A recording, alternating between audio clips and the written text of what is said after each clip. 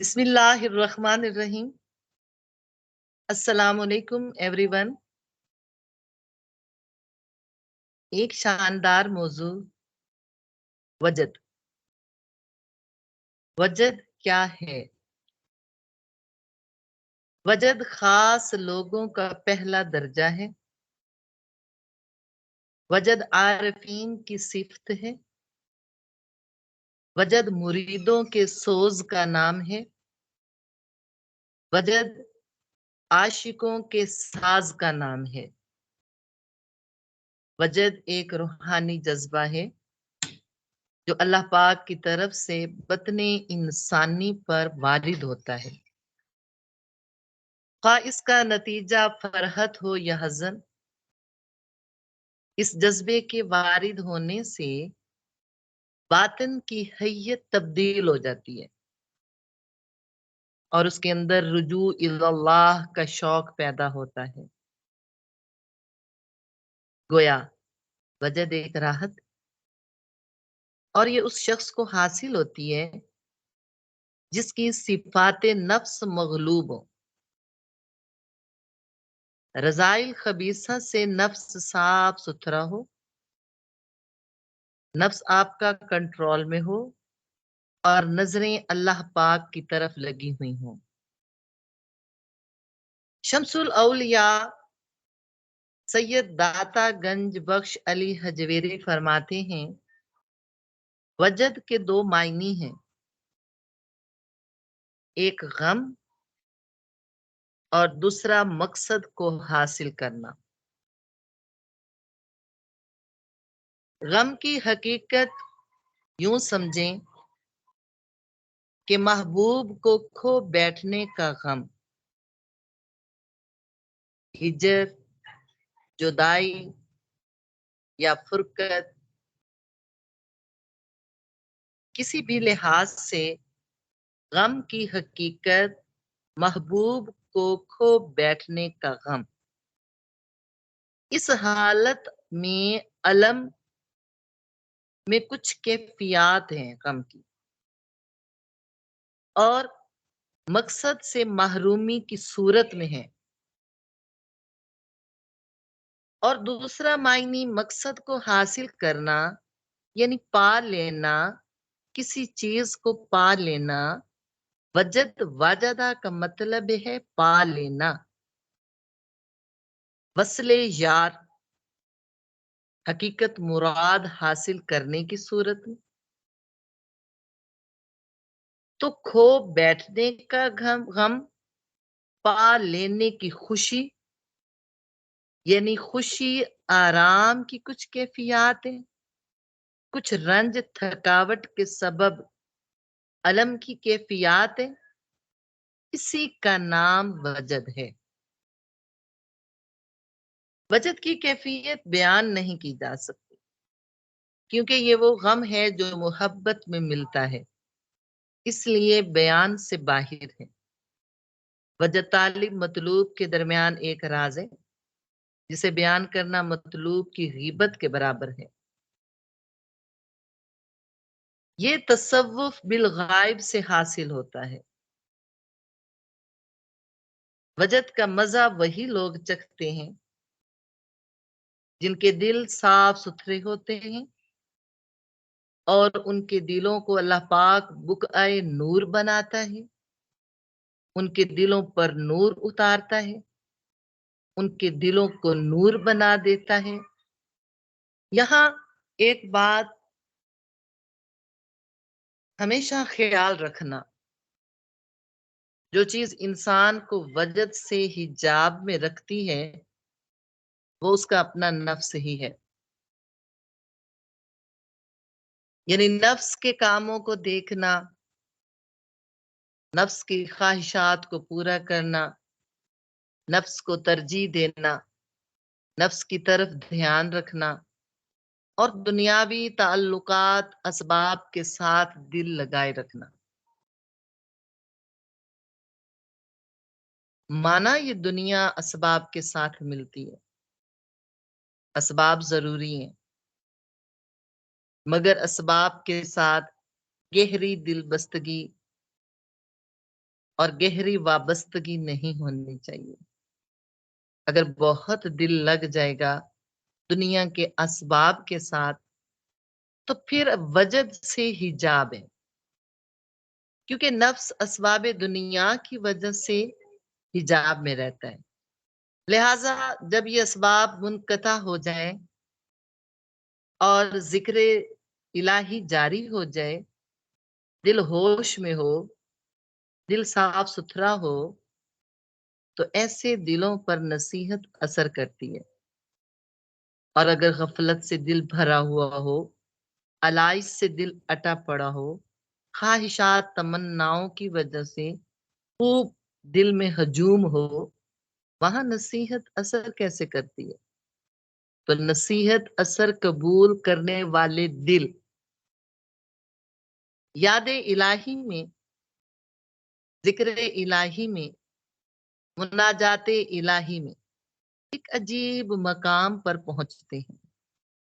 ایک ایسے مقام پر یہ لوگ آ جاتے ہیں کہ جب ان سے خطاب کیا جائے، جب ان کو نصیحت کی جائے، جب ان کو قرآن سنایا جائے، جب ان کے سامنے نعت پیش کی جائے، جب ان کے سامنے توجہ ہو، تو وہ محفوظ کرنے والے کانوں کے ساتھ ہوتے ہیں، حاضر دل لے کر بیٹھے ہوتے ہیں، پاک بطن سے سننے والے ہوتے ہیں۔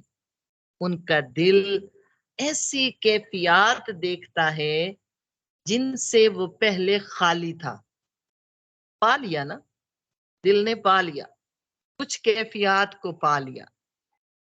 تڑپ نہیں تھی، تڑپ پیدا ہو گئی۔ محبت نہیں تھی، محبت پیدا ہو گئی۔ وہ کیفیت پا لی جو اس سے پہلے نہیں تھی۔ تو جس وجد کی شہادت کتاب و سنت سے نہ ملے وہ باطل ہے۔ بہت سی قرآن حکیم کی آیات اور احادیث مبارکہ سے وجد کا ثبوت ملتا ہے۔ فلما تجلی ربہ للجبل جعلہ دکا وخر موسیٰ صعقا، سورۃ اعراف کی آیت نمبر 143۔ فلما، پس جب، تجلی ربہ، اس کے رب نے اپنا نور چمکایا یا اپنا نور ڈالا، للجبل، پہاڑ پر، جعلہ، تو اس پہاڑ کو کر دیا، دکا، پاش پاش، وخر موسیٰ صعقا، اور موسیٰ بے ہوش ہو کر گر پڑے۔ حضرت انس فرماتے ہیں آقا علیہ الصلوۃ والسلام نے چھنگلی کے آخری جوڑ پر انگوٹھا رکھتے ہوئے فرمایا، اتنی تجلی ہوئی تھی اور پہاڑ آہستہ آہستہ چلا، یعنی لرزا، اور موسیٰ بے ہوش ہو کر گر پڑے۔ اللہ پاک نے نور کے 70,000 حجابوں میں سے ایک درہم کے برابر ہٹایا اور پہاڑ کے پرخچے اڑ گئے۔ صوفیاء فرماتے ہیں اس آیت مبارکہ کی تفسیر میں کہ پہاڑ کو بھی وجد ہو گیا، پہاڑ پہ ایک کیفیت ہو گئی، پہاڑ پھٹ گیا، اس کا سینہ چاک ہو گیا۔ پہاڑ اپنے دامن میں انوارات کو سمیٹنے کے لیے پھٹ گیا، ذرہ ذرہ انوارات جذب ہو سکے۔ اسی طرح صوفیاء کے نزدیک کسی چیز کا دوسرے درجے پر ظہور، یعنی عکس کا ظہور، تجلی کہلاتا ہے۔ جیسے آئینے کے اندر کسی کی صورت ظاہر ہو جاتی ہے۔ اب آپ اس آیت کی حقیقت پر ذرا دھیان دیں کہ موسیٰ علیہ السلام کی استعداد اور قوت پہاڑ سے زیادہ ہے، مگر اللہ پاک موسیٰ علیہ السلام کو دیدار ذات سے تاکید کے ساتھ روک رہا ہے۔ جب اللہ پاک نے موسیٰ کو تاکید کے ساتھ روک دیا تو پہاڑ میں نور ذات کو برداشت کرنے کی صلاحیت کہاں سے آ گئی؟ تو آیت قرآن سے ثابت ہوتا ہے موسیٰ علیہ السلام جیسے عظیم پیغمبر انوارات کی تاب نہ لا کر گر سکتے ہیں، مدہوش ہو سکتے ہیں، تو آج حقیقی اولیاء تلاوت قرآن، نعت، سماع یا محفل توجہ میں حالت وجد طاری ہونے سے مدہوش، بے ہوش، متحرک، گریہساری اور لرزہ جیسی کیفیات کے ظاہر ہونے میں بھی بس ہیں۔ یہ کیفیات بن سکتی ہیں۔ دیکھیں جی، آتش عشق، عشق حقیقی کا شعلہ جس دل میں روشن ہو جائے تو وہ عشق بجز خدا کے سب غیر کو جلا کے خاک کر دیتا ہے۔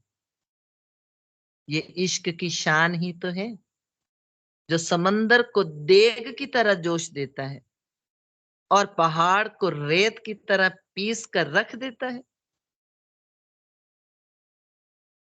یعنی عشق حق کے سامنے کوئی چیز ٹھہر نہیں سکتی۔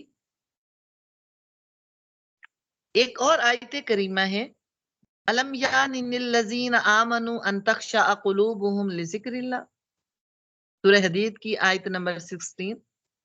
الم یعن، کیا وہ وقت نہیں آیا للذین آمنوا، ایمان والوں کے لیے، ان تخشع قلوبهم لذکر اللہ، کہ گڑ گڑائیں ان کے دل اللہ کے ذکر سے، عاجزی انکساری کریں ان کے دل اللہ کے ذکر سے۔ امام فخر الدین رازی فرماتے ہیں ارے لوگو، حقیقت میں مومن مومن نہیں ہوتا مگر خشوع قلب کے ساتھ ہوتا ہے۔ یعنی جس دل کے اندر عاجزی ہے، انکساری ہے، خشوع خضوع ہے، یعنی دل نرم ہے، روتا ہے، اس کے اندر وجد حال والا خشوع قلب ہوتا ہے۔ یہ خشوع جو ہے، یہ عاجزی جو ہے، جب اس میں زیادتی ہو جائے، جب یہ بڑھ جائے، پھر وجد اور حال کی کیفیات بن جاتی ہیں۔ بہت ساری احادیث مبارکہ بھی ہیں۔ آقا علیہ الصلوۃ والسلام نے فرمایا ابی بن کعب مجھے قرآن سناؤ، اور آپ نے سورۃ نساء کی تلاوت کی اور آقا علیہ الصلوۃ والسلام کی دونوں آنکھوں سے آنسو ٹپکنے لگے۔ اسی طرح ابن مسعود سے روایت ہے آقا علیہ الصلوۃ والسلام نے مجھے ارشاد فرمایا ابن مسعود مجھ کو قرآن سناؤ۔ میں نے عرض کیا یا رسول اللہ، میں آپ کو قرآن پڑھ کر سناؤں حالانکہ خود آپ پر قرآن نازل ہوا؟ آقا علیہ الصلوۃ والسلام نے فرمایا میں یہی چاہتا ہوں آج تم قرآن کو پڑھو اور میں قرآن کو سنوں۔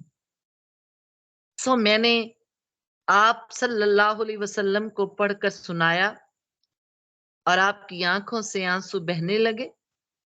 نرم دلی، عاجزی، دل کا خشوع خضوع والا ہونا، تقشعر منہ جلود الذین یخشون ربهم ثم تلین جلودهم وقلوبهم الی ذکر اللہ، سورہ زمر کی آیت نمبر 23۔